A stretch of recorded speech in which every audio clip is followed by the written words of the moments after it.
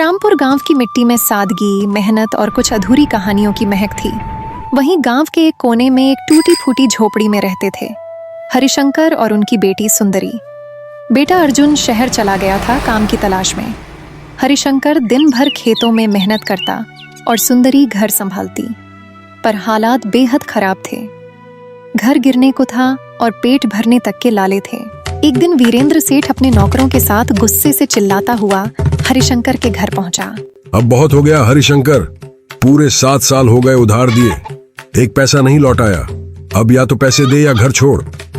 बस 2 दिन और दे दो मालिक, मेरा अर्जुन आने ही वाला है। उसने चिट्ठी भेजी है, उसने कुछ पैसे भी भेजे हैं, आते ही आपके पास लाऊंगा।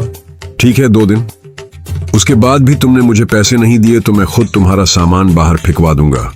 सुंदरी का चेहरा उतरा हुआ था। बाबा, अर्जुन भैया जरूर आएंगे ना? अगर नहीं आए तो क्या हम सच में बेघर हो जाएंगे? उसने वादा किया है, वह मेरा बेटा है, वह जरूर आएगा। पर 2 दिन बीत गए, अर्जुन नहीं आया। तीसरे दिन गांव का एक आदमी दौड़ता हुआ आया। हरिशंकर, बुरा हुआ भाई, जिस फैक्ट्री में तुम्हारा बेटा अर्जुन काम करता था उसमें आग लग गई, सारे मजदूर जल गए, कोई नहीं बचा भाई।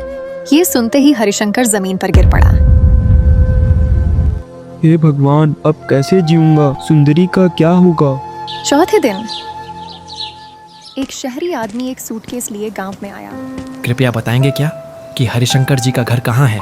मैं उनके बेटे अर्जुन के मुआवजे की रकम लेकर आया हूँ। तभी वीरेंद्र सेठ वहाँ से गुजर रहा था। मैं ही हूँ हरिशंकर, मेरा ही बेटा अर्जुन था। बहुत दुख हुआ सुनकर। ये लो, ये रहे मुआवजे के पैसे। वीरेंद्र सेठ झूठ बोलकर पूरा सूटकेस ले गया। हरिशंकर अब टूट चुका था। उसने खुद से कहा, अब मैं कैसे जीऊंगा? बेटा चला गया, पैसे नहीं हैं और कर्ज भी सिर पर है। पर सुंदरी हिम्मत नहीं हारती। बाबा, मैं गांव में काम करूंगी, लकड़ियां काटूंगी, बर्तन धोऊंगी, पर आपको टूटने नहीं दूंगी। कुछ दिन बाद गांव में एक शहर से राजवर्धन नाम का युवक आता है।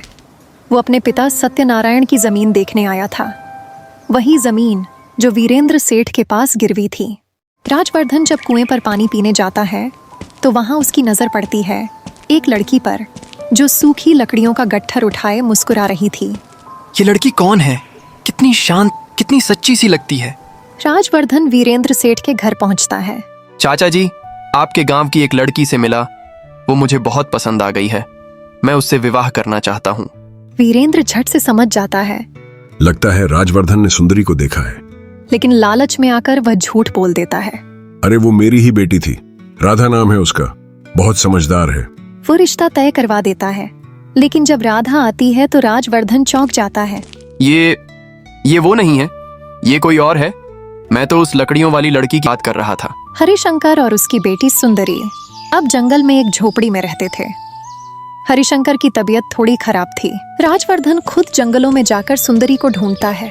झोपड़ी में पहुंचता है, वहीं हरिशंकर बीमार पड़ा होता है। बाबा, आप इस हालत में यहाँ क्यों हो? हरिशंकर पूरी सच्चाई बताता है। अर्जुन की मौत, मुआवजे की रकम, वीरेंद्र का धोखा, यह सब सुनकर राजवर्धन का खून खौल उठता है।